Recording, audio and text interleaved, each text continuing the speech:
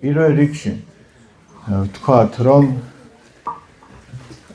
რატომ აკეთებს ეკლესია ამას, რომ აი ყოველი მარხვის, დიდი მარხვის ყოველ მესამე კვირას გამოაბრძანებს ჯვარს, ყველა თაყვანისცემს ჯვარს და ესე იგი კიდევ ერთხელ შეგვახსენებს, რომ თითოეულ ადამიანს აქვს თავისი პირადი ჯვარი.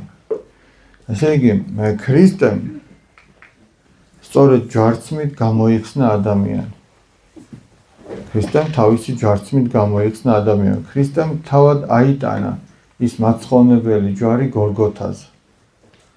და თითოეულ ადამიანსაც აქვს ეს ჯვარი გოლგოთაზე ასატანი. ის ესე იგი ნებებით სავსე გზა დაბრკოლებებით, ესე იგი სიძნელეებით ყველა ადამიანს გასავლელი აქვს და თუ ადამიანი ღმერთზე იქნება მინდობილი, ის აუცილებლად გაივლის. ეხლა მაგალითად ესეთი რამ ხდება ხოლმე. რომ აი ზოგჯერ ადამიანი მოდის სასულიერო პირთან და ეუბნება, რომ აი ესე ვარ, ეს მიჭირს, ეს მაწუხებს, ეს მტკივა, რაღაცა განსასწრებელი მაქვს. და მერე სხვა მოვა და იცი რა საღმოაჩენ ხოლმე. მიუხედავად იმისა, ადამიანი იცინის, კახასიათზეა, გახარებული ჩანს თუ რა, არ არსებობს ისეთი ადამიანი თავისი რაღაცა სატკივარი რო არ ქონდეს. თავისი რაღაც სიძნელე რო არ ქონდეს, რაღაცა სანერვიულო რო არ ქონდეს, ეგეთი ადამიანი არ არსებობს. ისე რომ აი ვერავინ ვერ იტყვის, რომ მე ესე ცუდად ვარ, ის რა კარგად არის, ის რო იცინის და რო გონია რომ კარგად არის, სინამდვილეში შიგნით რა ხდება არ იცი. ხო და ამიტომ იცი რას ვამბობ, ყველა ადამიანს აქვს თავისი ჯვარი.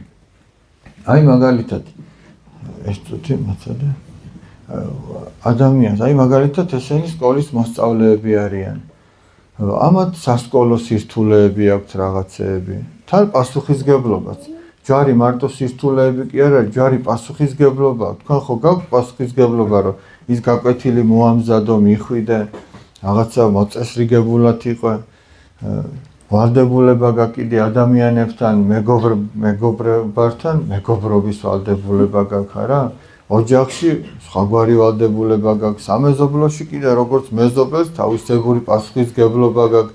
აი ვიღაცა ფეხბურთზე დადის თუ ჭიდაობაზე თუ ნებისმიერ სპორტზე, იქ შენს გუნდებთან გარკვეული პასუხისგებლობა გაქვს. იმიტომ რომ ეხლა წარმოედგინე, თუ რაღაცა გუნდური შეჯიბრებაა და სადღაც მიდიხარ და შენი 11 კაციდან ერთ-ერთი შენც ხარ და შენ კარგად ვერ მოემზადე ამ თამაშისთვის არა?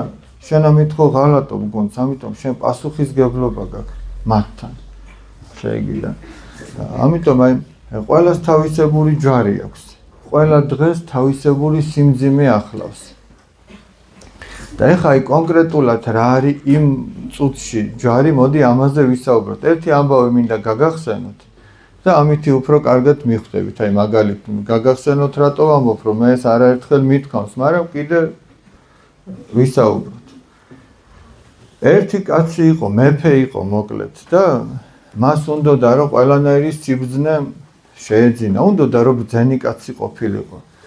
ყველას კი არ უნდა რომ ბრძენი და ჭკვიანი იყოს. ზოგს ურჩევნია სისულელეები აკეთოს, მაგრამ ვიღაცა გამოიკვლევს რა არის უკეთესი.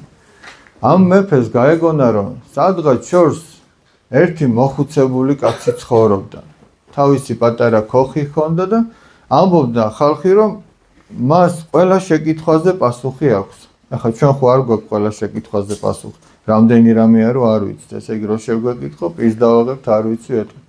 იმ კაცო ყველა შეკითხვაზე პასუხი აქვსო და მეფე წავიდა ესე იგი და მიადგა ამ კაცს და ეკითხება ბრძენო კაცო, მინდაო რომ სამ შეკითხვაზე გამცე პასუხიო და ეს სამი შეკითხვა ძალიან მნიშვნელოვანი სამი შეკითხვა. აი დაფაზე დავწერ. ვინ არის ყველაზე მნიშვნელოვანი ადამიანი? ნუ მე ყველაზე მთავარი ეგრეთ დავწერ. ყველაზე მნიშვნელოვანი ადამიანი, ყველაზე მთავარი ადამიანი ვინ არის ჩვენს ცხოვრებაში? მეორე, რა არის ყველაზე მთავარი საქმე, ყველაზე მნიშვნელოვანი საქმე ჩვენს ცხოვრებაში რა არისო და მესამე, რომელია ყველაზე ღირს შესანიშნავი დღე, ყველაზე მთავარი დღე.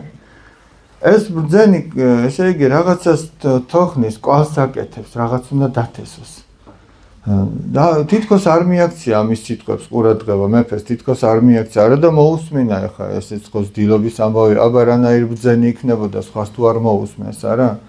ჭკვიანი კაცი უსმენს და ვინც არ არის ჭკვიანი, ის თავისას გაიძახის ყოველთვის რაღაცას.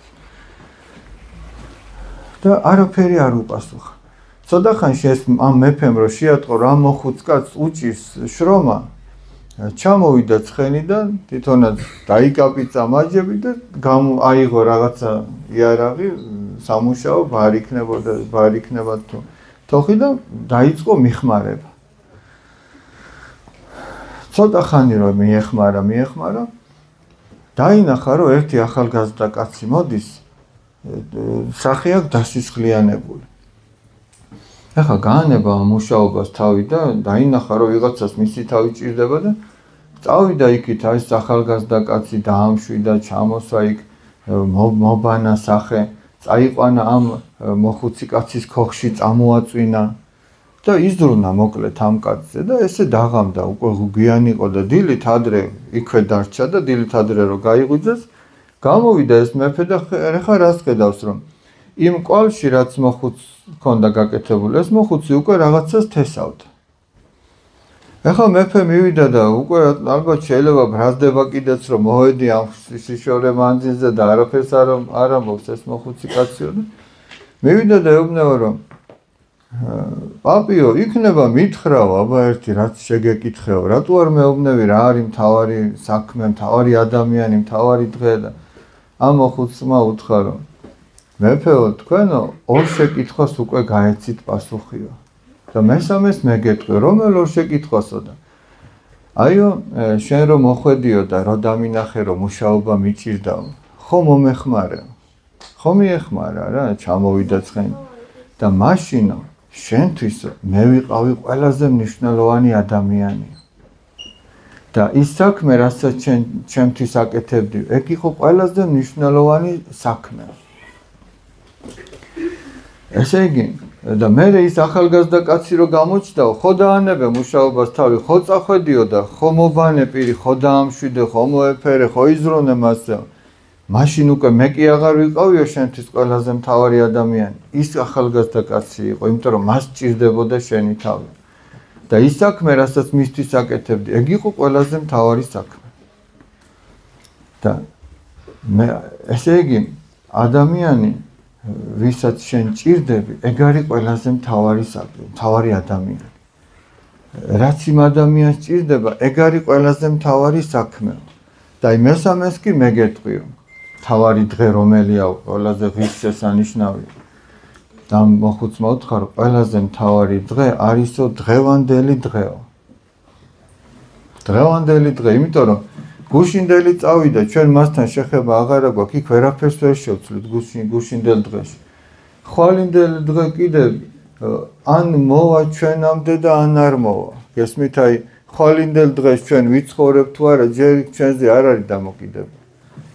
მაგრამ ის დღე, როდესაც გაგითენდა, ის დღე, რომელიც გაგითენდა, ეგ არის ყველაზე მთავარი დღე. აი, მაგალითად, წმინდა პაისი ათონელი ასეთ რაღაცას ამბობს.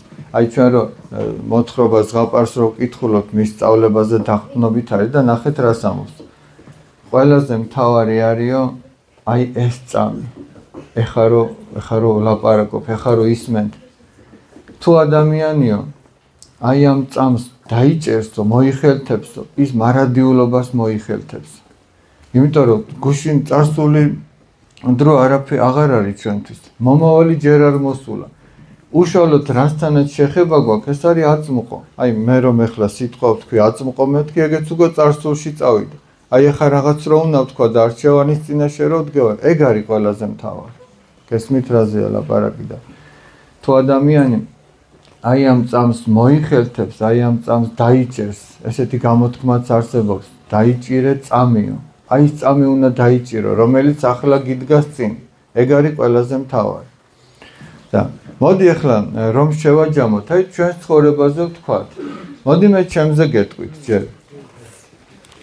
ჩემთვის აი ახლა ამ წუთში ყველაზე მთავარი ადამიანი ვინ იქნება? ვინ იქნება?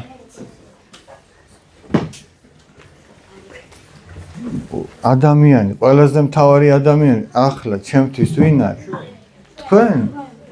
თქვენ ნახართ, ეხლა ხო მე თქვენთვის მოვედი.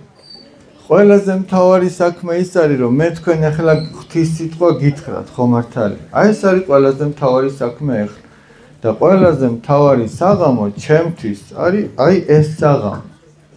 იმიტომ რომ ხვალინდელი საღამო იქნება თუ არა, ეგ არავინ არ იცის. გუშინდელ საღამოშიც მე ვერაფერს ვერ შევძ. მაგრამ აი ეს საღამო ყველაზე მთავარი.